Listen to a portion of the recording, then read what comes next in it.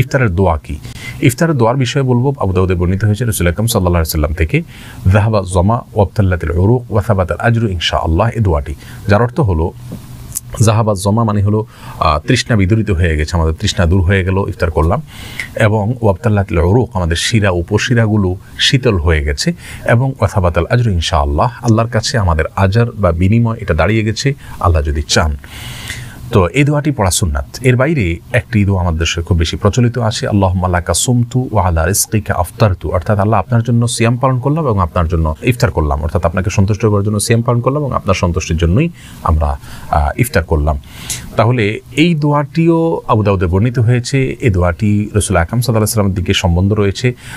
সেই সনদকে কোনো কোনো মুহাদ্দিস আপত্তি তুলেছেন, জয়ীফ বলেছেন, জয়ফের দাবি করেছেন। তবে এর আরও বিভিন্ন সূত্র রয়েছে।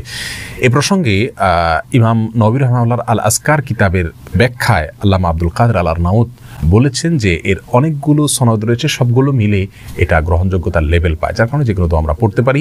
জাহাবাজ জমা ওয়াবতাল্লাতিল উরুক ওয়া সাবাতাল আজরু ইনশাআল্লাহ, এই দোয়াটি বিশুদ্ধভাবে প্রমাণিত, সেই সাথে হাসান সূত্রে প্রমাণিত, সেই সাথে আল্লাহুম্মা লাকা সুমতু ওয়া আলা রিজকিকা আফতারতু, এই দোয়াটিও গ্রহণযোগ্যভাবে প্রমাণিত বিধায় আমরা যে কোনো দোয়া করতে পারি। আরও একটি দোয়াও রয়েছে। ইফতার সম্পর্কে সর্বশেষ যে প্রশ্নের উত্তর দিতে চাই তা হলো, ইফতারের এই দোয়াটি আমরা কখন করব? এর উত্তর হলো, এই দোয়াটি আমরা ইফতারের শেষে করব, অর্থাৎ ইফতারের শুরুতে তো বিসমিল্লাহ পড়ে ইফতার করব, ইফতার করা শেষ, এরপর আমরা এই ইফতারের দোয়াগুলো পাঠ করব।